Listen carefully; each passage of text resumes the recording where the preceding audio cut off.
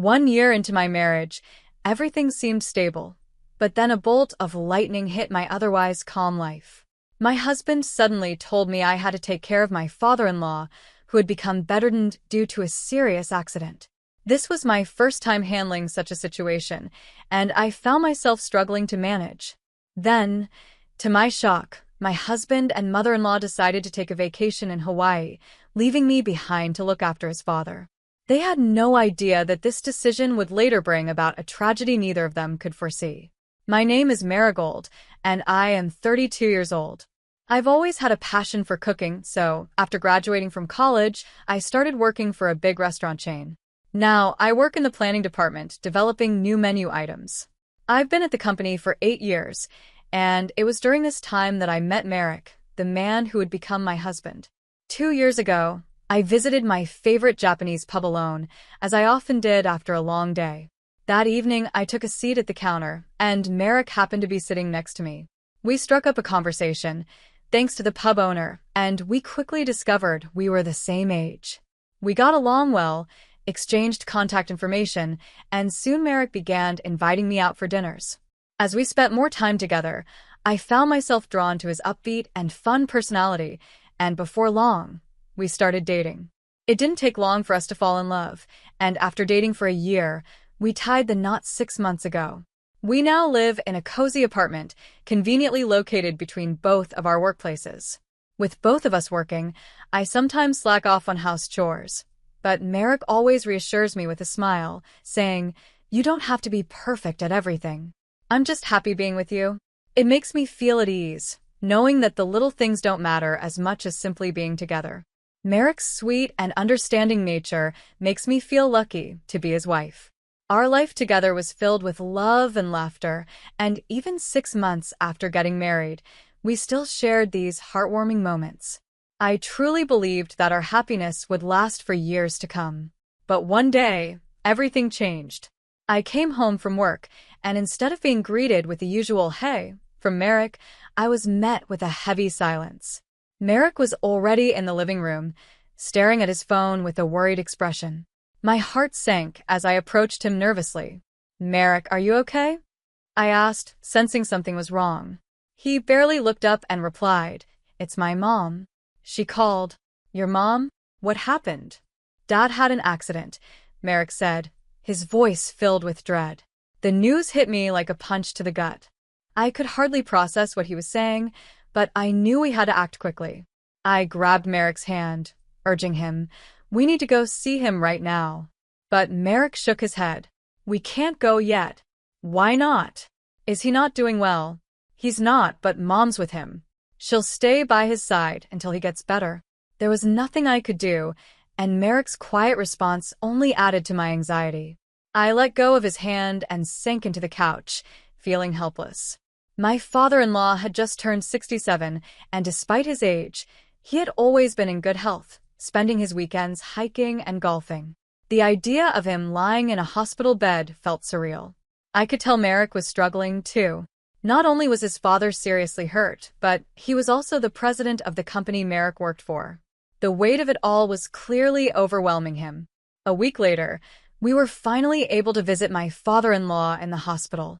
He lay in bed, a weak smile barely visible on his face, as we entered the room. "Are you okay?" I asked, trying to hide my concern. He scratched his head, giving me an apologetic look. "Marigold, I'm sorry for worrying you."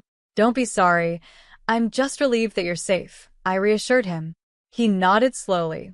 "I'm all right. Just need some time to recover." His smile, though faint, brought me some relief. But the reality was grim. The accident had left him with a spinal cord injury, and though he could speak, he was paralyzed. The doctors had told us it would take at least 2 months of rehabilitation to assess his condition, and even after he was released from the hospital, he would need ongoing care. During this time, Merrick took over his father's role as president of the company, at least temporarily. Seeing my husband step into such a major position was strange, but he handled it well. However, the stress weighed heavily on him. As we sat in the hospital room, my mother-in-law suddenly pulled me aside. Her words were sharp and condescending. "Marigold," she began, "don't get any ideas. Just because Merrick's the president now doesn't mean you can start enjoying yourself at his expense. Her accusation stung. I have my own job, and I'm doing just fine, I replied firmly. She gave me a smug look. Sure, but you knew who Merrick was before you married him, didn't you? You're quite the opportunist.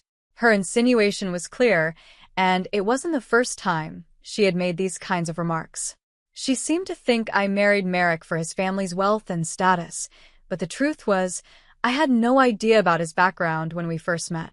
Still, my mother-in-law's hostility had been there from the beginning, and I had tried to ignore it. But this time, I couldn't hold back. I didn't marry him for his money. I snapped back. Merrick's personality had always drawn me in, but now I couldn't help but feel betrayed. His mother's sharp words hit me hard. What are you on about? You talk to me as if you really know who I am, I shot back, but her gaze remained cold. Exactly. And no matter what you say or do, I will never approve of you, she replied with a smirk. My father-in-law, noticing the tension, asked, Is everything all right? It's nothing, she said quickly, glaring at me before turning away. It was clear as day.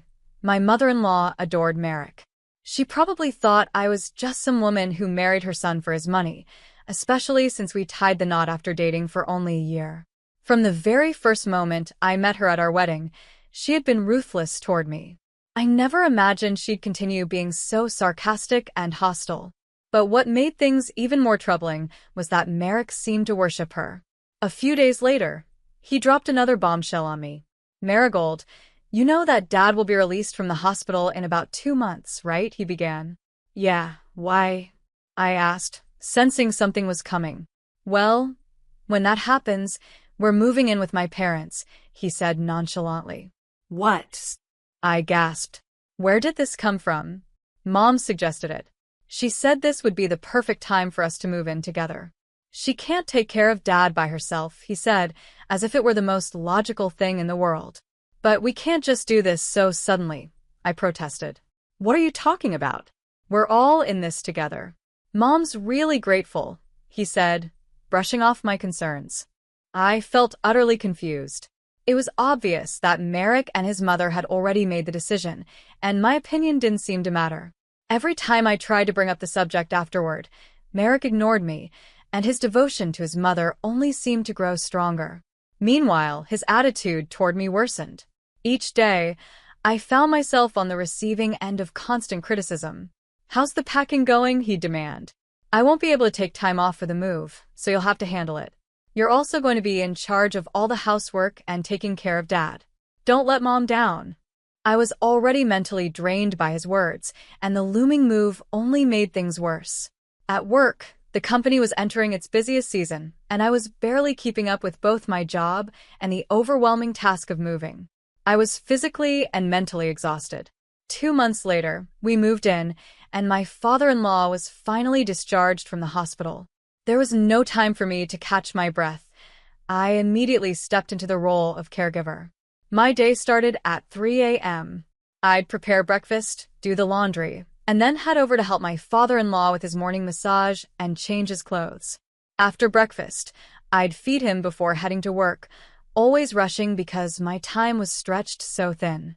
Despite my efforts, my mother-in-law was never satisfied. Every morning, just as I was about to leave for work, she would stop me. Marigold, can I have a word? She'd say. I'm sorry, I'm running late, I'd reply, trying to get out the door. What's your rush? Sit down.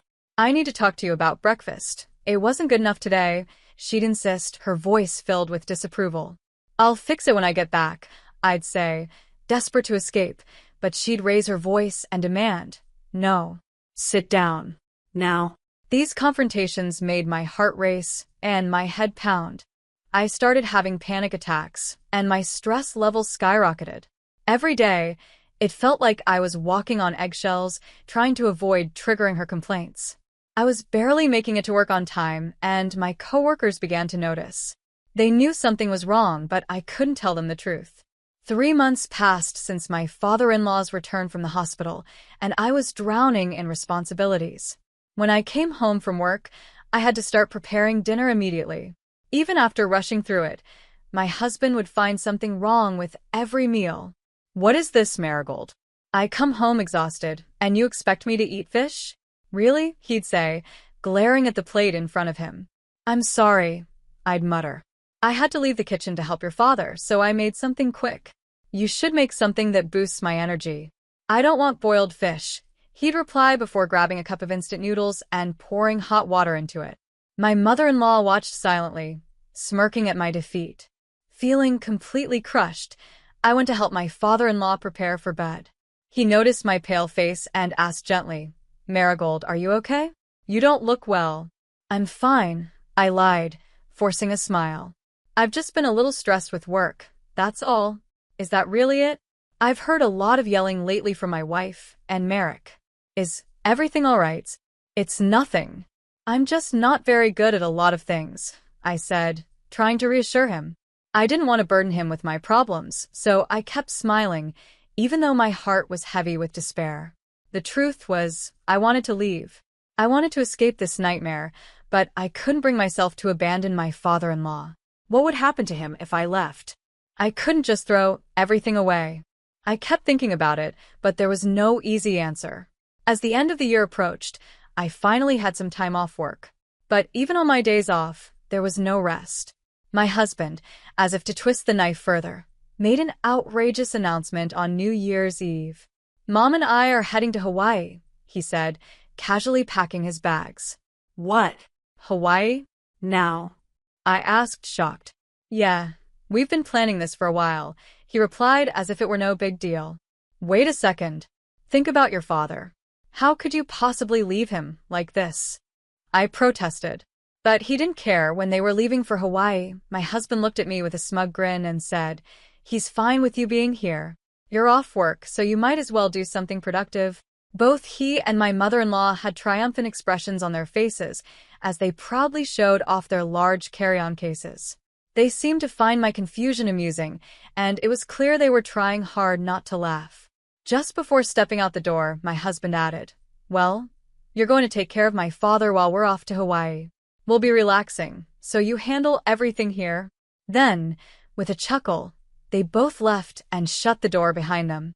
At that moment, something inside me snapped. Why was I the one left to handle everything alone?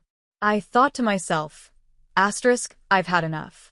I'm not going to put up with this any longer. I decided that once they returned from Hawaii, I would divorce Merrick. I was done being treated like a servant. However, until they came back, I resolved to devote myself entirely to taking care of my father-in-law. In the meantime, I stopped doing any extra housework. I made a clear plan. I would let everything slide, focusing only on my father-in-law's care. The next morning, I prepared breakfast for him, as usual. When I walked into his room with a towel to help him clean up and change his clothes, he greeted me with a smile.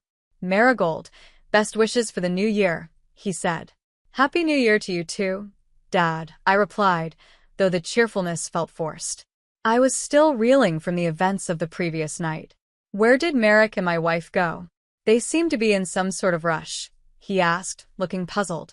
They went to Hawaii, I said, watching his expression change as he let out a deep sigh. Hawaii? Really? He looked skeptical, shaking his head. What's going on? Suddenly, his mood shifted, and he gave me a curious smile. Marigold, I've been waiting for the right moment to talk to you. I owe you an apology, he began, his voice calm but serious. Wait, what do you mean? I asked, not understanding where this was headed. He continued, I've been able to get out of bed on my own for a few days now, but I kept it to myself. I wanted to see how things played out. Confused, I asked him to explain further. Slowly, he revealed everything. He told me that he had noticed how I was being mistreated, how Merrick and my mother-in-law had been ignoring his needs while pushing all the responsibility onto me. I asked them to help me with small errands, but they refused. They didn't care at all. It wasn't just that, though. My father-in-law shared that he had received complaints from the company's executive director. Apparently, Merrick had been slacking off as acting president, and this trip to Hawaii was the final straw. My father-in-law suspected that Merrick had used company funds to pay for it, so he had asked a representative to monitor Merrick's actions. Sure enough, Merrick's mismanagement and laziness were exposed, angering everyone at the company. As soon as I get back, I'll be returning as president, my father-in-law told me. And as for Merrick, I'm going to fire him. He's not fit for this role. He then revealed another surprise. While Merrick and my mother-in-law were away, we were going to change the locks on the house. They won't be coming back here, he said firmly. I was stunned, but I felt a wave of relief. Things were finally falling into place. A week passed, and then one afternoon, the doorbell rang. The front door rattled as Merrick and my mother-in-law, fresh from Hawaii, tried to get inside. The intercom buzzed incessantly. I picked it up, calmly greeted them, and asked, "How was your trip?" "What?" "Marigold. Open the door," Merrick demanded. "We can't get in." "I can't do that," I replied coolly. "Your father told me not to." Merrick sounded frantic. "What are you talking about? Just open the door already." "Oh, and by the way," I continued, "I heard your trip was paid for with company funds." I care to explain that. His voice faltered. How did you know about that?"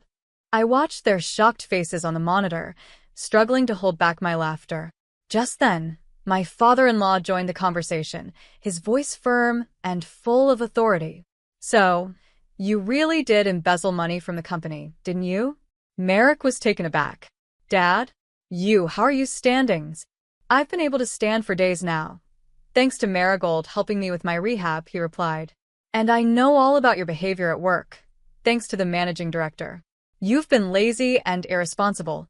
"Dad, no. That's not true," Merrick stammered, panicking. "Enough," my father-in-law cut him off. "You're fired. You're no longer welcome at the company. Pack up your things and leave the office immediately." Merrick was now in tears, pleading through the monitor. "Marigold, please, you won't leave me, will you?" I couldn't hold back any longer. I snapped. "What are you talking about? Do you have any idea what you've put me through? You and your mother have taken advantage of me from the start, forcing me to care for your father while treating me like a servant. Do you even realize how much I've suffered?" "Calm down, Marigold. I'm sorry. I'm really sorry," he cried. "Your apology means nothing," I replied coldly. "When you left for Hawaii, I realized there was no point in continuing this marriage. I don't want anything more to do with you. I'm done." Merrick stood there, dazed, as my mother-in-law rushed to support him. It was a pitiful scene, mother and son united in defeat. My father-in-law, holding the divorce papers I had picked up earlier, stepped forward and handed them to Merrick. "Sign these now," he ordered. Merrick and my mother-in-law signed the papers without protest, knowing they had no other choice. I kicked them out of the house and locked the door behind them. Even as they pounded on the door and begged to be let back in, my father-in-law and I ignored their pleas. Since that day, I haven't seen either of them. Rumor has it they're both unemployed and living in a comic book cafe, picking up odd jobs just to get by. It's a far cry from the comfortable life they used to lead, but I believe it's the punishment they deserve. After the divorce, my father-in-law graciously told me, "I'll hire a housekeeper from now on. You're free to go live your own life." I took his advice and moved into a place closer to my job. Now, I'm living a peaceful, fulfilling life, and I'll always be grateful to my father-in-law for helping me escape that nightmare. I'm determined to repay his kindness in any way I can.